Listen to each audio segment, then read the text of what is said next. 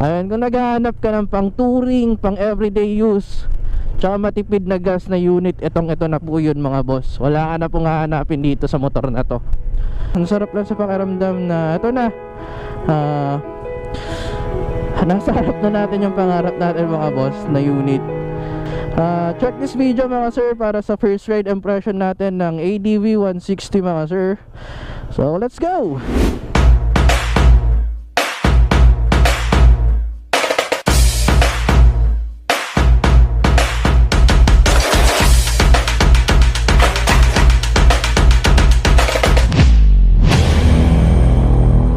And we're back again for another video mga boss. So ayun, kung mapapansin nyo mga boss, ibang unit na po itong gamit natin ngayon. Cause I'm glad to announce mga boss na itong gamit kong ADV 160 ngayon, ito na po ang personal unit natin mga sir. Yes sir. Yun. O parang ang sarap lang sa pakiramdam mga boss na dati pangarap lang po natin tong unit na to. And ito na, hawak-hawak na natin siya. Yan. Hindi na ako nakapag-vlog nung nakuha namin to kasi nasa Bacolod ako that time. Actually si father ko naglabas na ito mga boss. Tinulungan ako ni father ko na maglabas ng unit. And ayun, maraming salamat sa tatay ko, suporta sa mga ganitong bagay pagdating sa amin.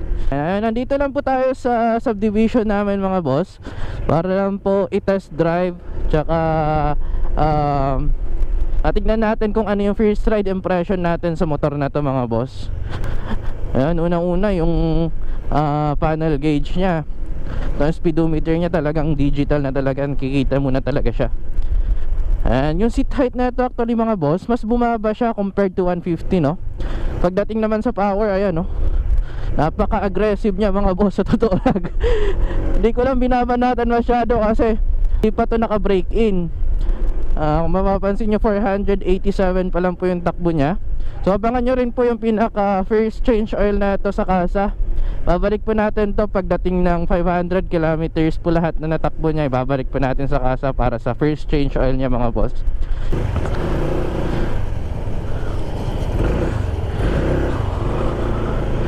Try natin din. Woo! Sarap!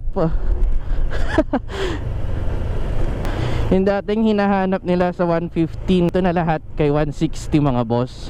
Yung pagiging aggressive niya, yung forma niya, wala pa rin nagbago. Sa makina wala na rin ako masabi kasi ito sobrang responsive niya mga boss. Konting piga mo lang talaga, konting banat mo lang nagre-respond na.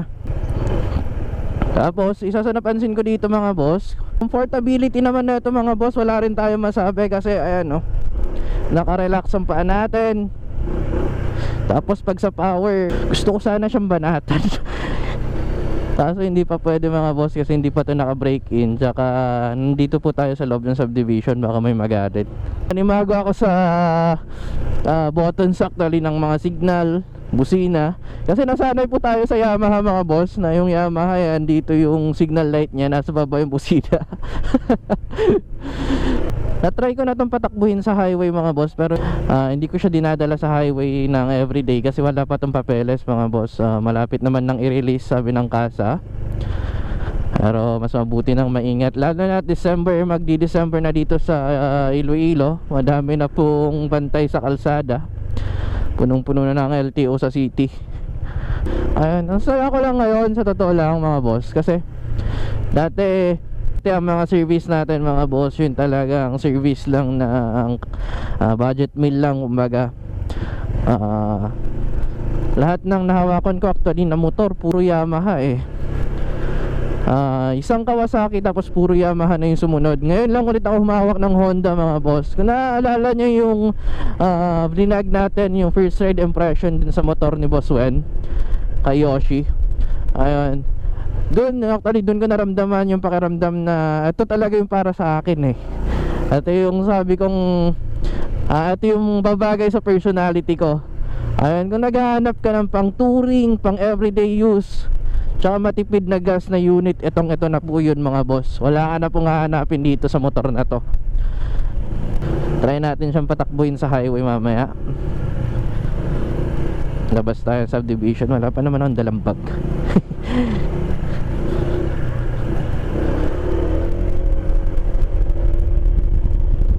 Woo! Sarap!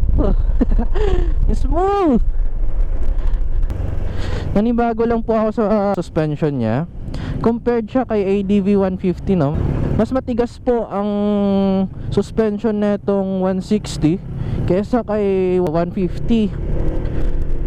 Medyo matagtag siya para sa akin, ha. Ayan.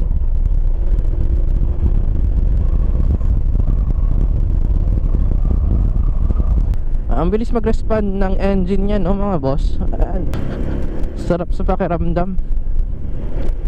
Napaka-comfortable niya i-drive, mga boss.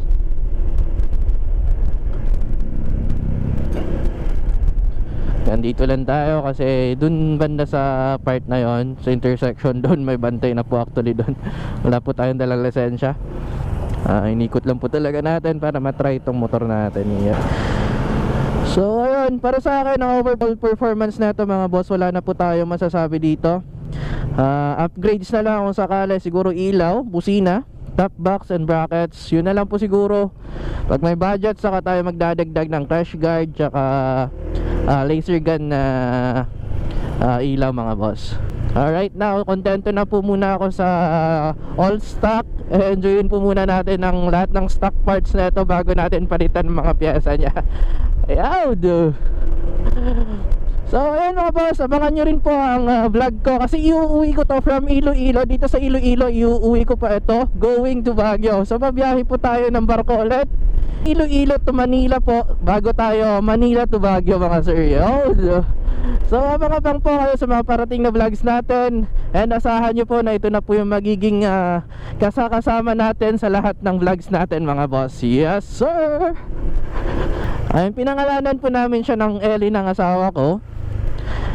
And ito po yung pinaka first unit natin na talagang masasabi nating sa atin mismo. Yung kasi mga unit na nagamit ko dati, mga boss, regalo lang po yun actually sa akin. Ang pinaka first na motor ko, niregalo lang din po yun ng tito ko, which is the Kawasaki LS135, yung Rouser po. Ayan, ayun, ang sarap lang sa pakiramdam na ito na, nasa harap na natin yung pangarap natin, mga boss, na unit. Ang sarap sa pakiramdam na nadadrive na natin to, mga boss. So ayun, check this video, mga sir, para sa first ride impression natin ng ADV 160, mga sir. So let's go!